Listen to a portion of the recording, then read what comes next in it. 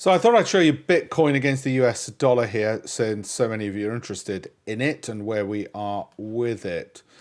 Okay, so obviously, as you know, it's come off a fair bit from that 69,469, and we're down here. Okay, that's against the US dollar. US dollars per Bitcoin. In other words, you only need 42,489 US dollars now.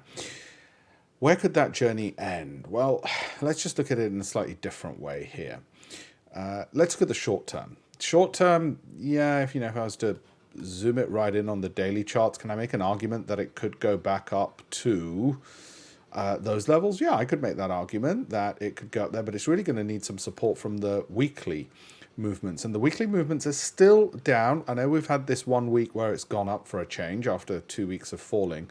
I'd really need to see it break above that high of 44626, okay?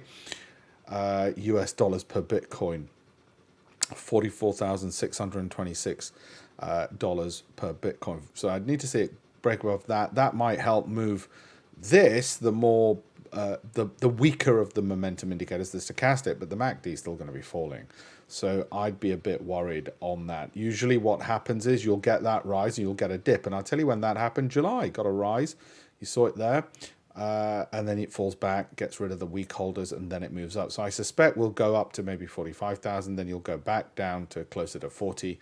And then you'll get the continued move up.